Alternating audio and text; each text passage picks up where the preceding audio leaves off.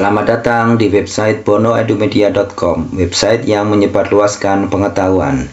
Para pemirsa sekalian, kali ini kita akan membahas tentang ketentuan jalur afirmasi penerimaan peserta didik baru PPDB jenjang TK, SD, SMP, SMA, dan SMK.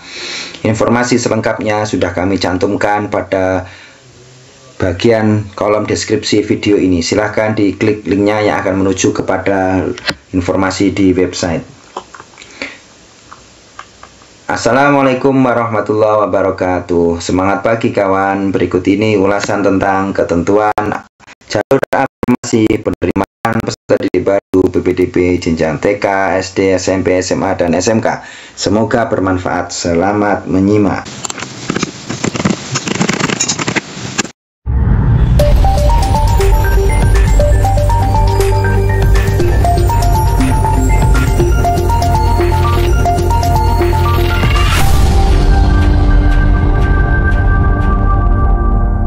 Para pemirsa sekalian, ini adalah jalur berikutnya setelah video sebelumnya ya tentang jalur zonasi. Ya, sekarang ini ya tentang jalur afirmasi.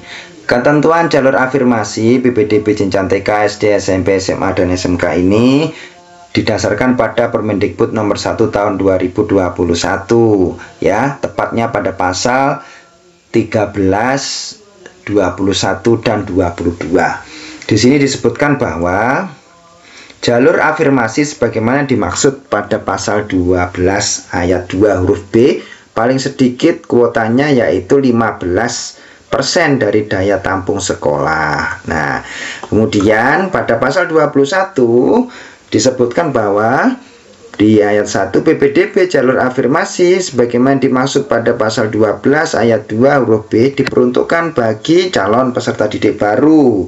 A. Yang berasal dari keluarga ekonomi tidak mampu. B. Penyandang disabilitas. 2. Peserta didik yang melalui jalur afirmasi merupakan peserta didik yang berdomisili di dalam dan di luar wilayah zonasi sekolah yang bersangkutan. 3. Dalam hal calon peserta didik yang mendaftar melalui jalur afirmasi melampaui jumlah kuota jalur afirmasi yang ditetapkan oleh pemerintah daerah setempat, maka penentuan peserta didik dilakukan dengan memprioritaskan jarak tempat tinggal calon peserta didik yang terdekat dengan sekolah. Nah, ini sangat jelas nggih. Baik para pemirsa sekalian, berikutnya pada pasal 22.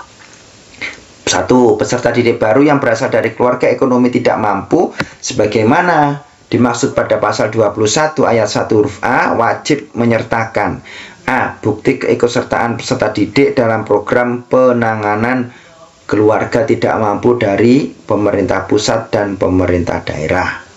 B. Surat pernyataan dari orang tua atau wali peserta didik yang menyatakan bersedia diproses secara hukum jika terbukti memalsukan bukti keikutsertaan dalam program penanganan keluarga tidak mampu. Dalam hal terdapat dugaan pemalsuan bukti keikutsertaan peserta didik dalam program penanganan keluarga tidak mampu sebagaimana dimaksud pada ayat 1 huruf A, sekolah bersama pemerintah daerah wajib melakukan verifikasi data dan lapangan serta menindaklanjuti hasil verifikasi sesuai dengan ketentuan peraturan perundang-undangan. Ketiga, pemalsuan bukti keikutsertaan peserta didik dalam program penanganan keluarga tidak mampu ini ya sebagaimana dimaksud pada ayat 2 dikenai sanksi sesuai dengan ketentuan peraturan perundang-undangan. Nah, kesimpulannya apa para pemirsa sekalian? Kesimpulannya adalah ketentuan jalur afirmasi ini 1. Persentase daya tampung paling sedikit 15% dari daya tampung sekolah. Kedua, diperuntukkan bagi calon peserta didik baru yang berasal dari keluarga ekonomi tidak mampu dan penyandang disabilitas.